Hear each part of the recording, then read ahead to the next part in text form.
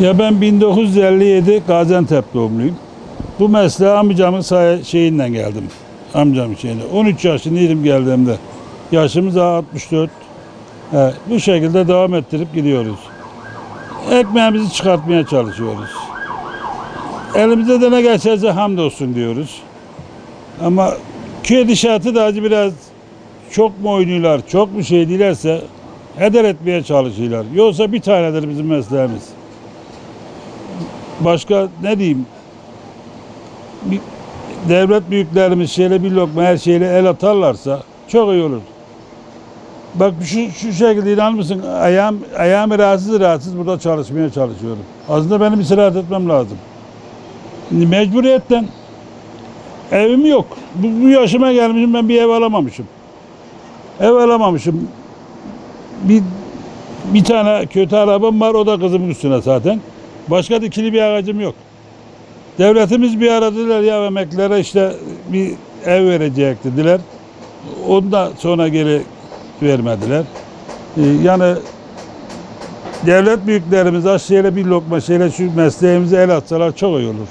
Ben bu mesleğe amcam bakırcı olduğu için kendisi aldı geldi beni.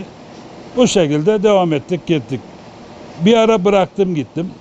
Sonra geri Cenab-ı Allah herhalde rızkımız bunu diyormuş ki 7 sene bıraktım. Sonra geri geldim. Yani yaptığım şeyler de kaliteli şeyler. Efendim bir şey değiller yani. Ama kaliteli malı tutan yok.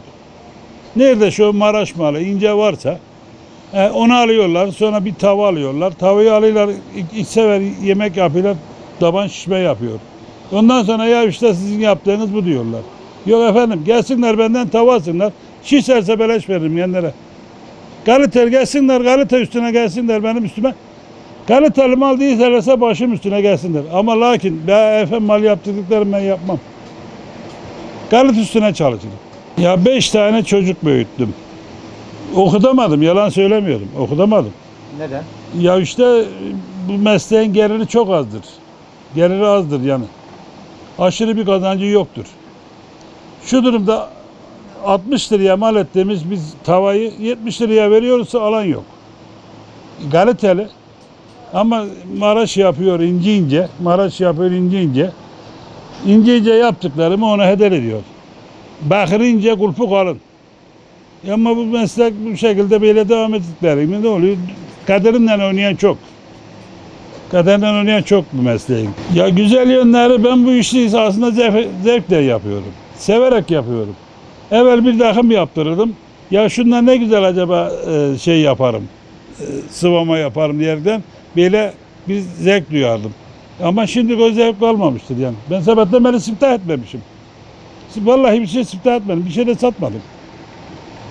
Lakin ama şu ince malları gördüklerim adam onu alıyor, ucuz görüyor, alıyor. Ya para kazanamıyorsam yemeğim çıksın dua ediyorum artık başka çare kalmamıştır yani. Yemeğim çıkarsa Allah öpeyim elim başımı koyup evime gidiyorum. Ne yapayım ben bu yaştan sonra beni kim alır yanına? Benim aldığım 1500 lira maaş, 1500 lira maaşla ben ne yapabilirim? Evim yok. Ev olmazsa, şey olmazsa ne yapacak? Mecburen çalışacaksın. Başka çare göremiyorum. Çok severek yapıyorum. İnan ki çok severek. Yere seberlerken hayır geldim. Ama bazı işte nedenler bu şekilde devam ettirip geçiyorum. Bu yaşta da zaten başka bir iş yapacak halimiz yok. Biri beni yanına alır mı? Almaz. Hamdolsun yine bir ekmek paramız çıkarıyoruz. Keremine şükür olsun. Yani bu mesleğin kıymeti önemli. Evvel çok kıymatlıydı. Kuyumculuk bir, bakırcılık ikiydi. Kuyumculuk ilerlemiş gitmiş ama bakırcılık geride kalmış. Teknoloji bir şey yoktur bunun. Teknoloji bir şey yoktur. Sadece bu tornada sıvama olarak da yaparsın.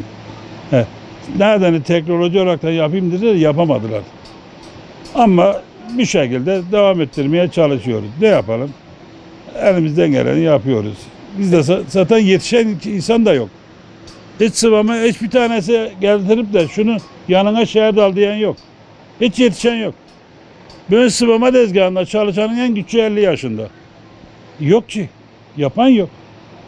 Yani tercih eden yok, seven yok.